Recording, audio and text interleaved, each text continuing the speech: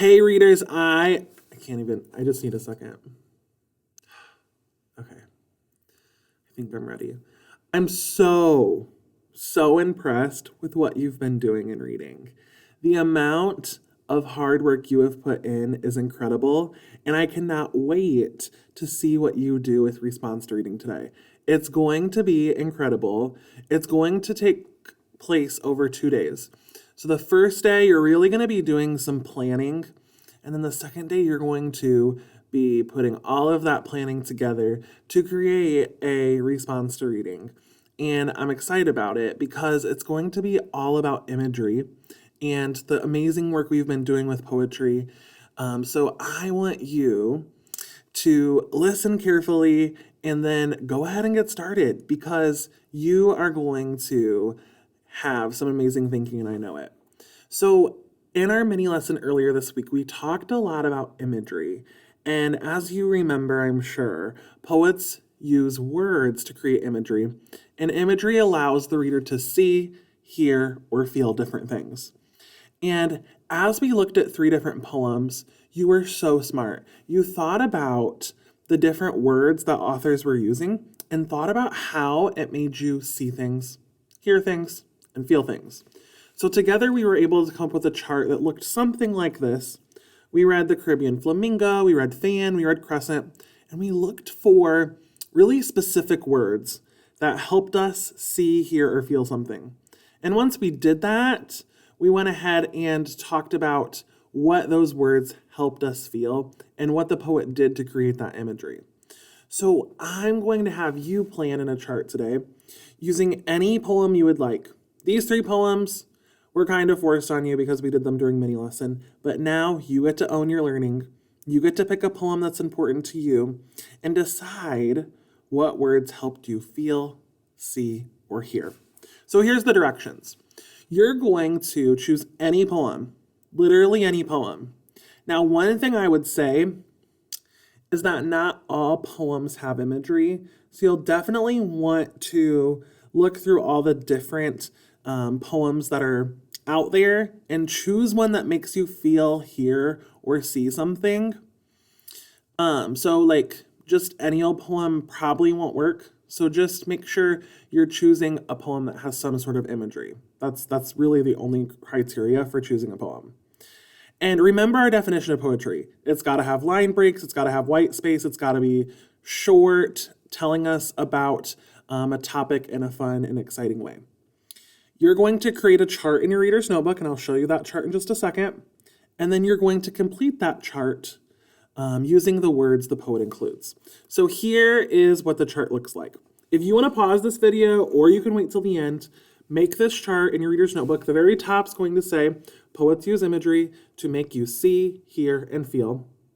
And then you're going to need these 3 columns. One says poem, one says imagery, and one says what the poet did to create imagery. So once this chart is made in your reader's notebook, you're going to go on the hunt, on the prowl, for the best poem you possibly can. And I've already picked one out. Here it is. Much more than terrified. I know there's a monster lurking inside my closet. I'm terrified. I can hear his breathing, fierce and fast and furious. But I've never met a monster before. So I'm going to open my closet door because much more than terrified, I am curious. So this poem definitely made me feel, see, and hear things. There's a couple words that definitely helped me do that. The first one is lurking. So I'm going to go ahead and write my poem here. I'm going to write much more than terrified. Remember, we put quotations around a poem. And I'm also going to put my author.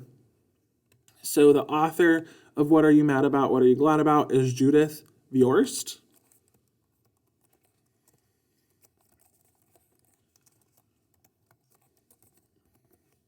Now I'm going to create a list of different words that helped me feel, see, or hear something. So the first one I'm going to put is lurking. And I'm going to write that it made me see a monster walking into the room creepily.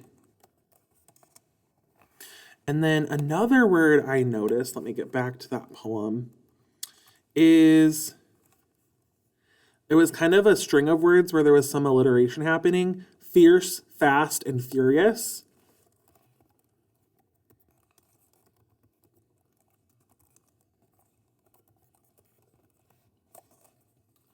This made me feel suspense. And let me go back and make sure there's nothing else that I want to include. I think that was it. Those two kind of sections really are what made me feel, see, or hear things. And then I'm going to go over here now and type in what the poet did to create imagery. So I'm now going to create a list saying lurking.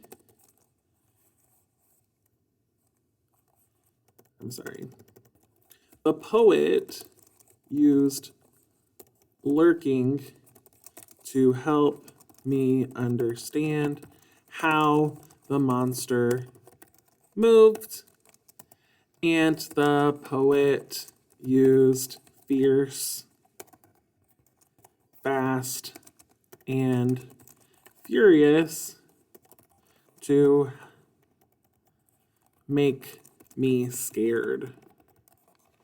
So this is the start. This is what you need to have by the end of response to reading today. A poem, imagery, words that made you feel, see, or hear something, and then what the poet did to create imagery. So what word did they use and what did it help you feel, see, or hear? Once you've done that, you are done for today. Tomorrow we're going to use this chart and we're going to create a paragraph explaining how the author used imagery to help us as readers really feel, hear, or see something. Friends, you are rock stars. Fourth graders are the best, and you are doing amazing thinking. We can't wait to see these charts at the end of response to reading today.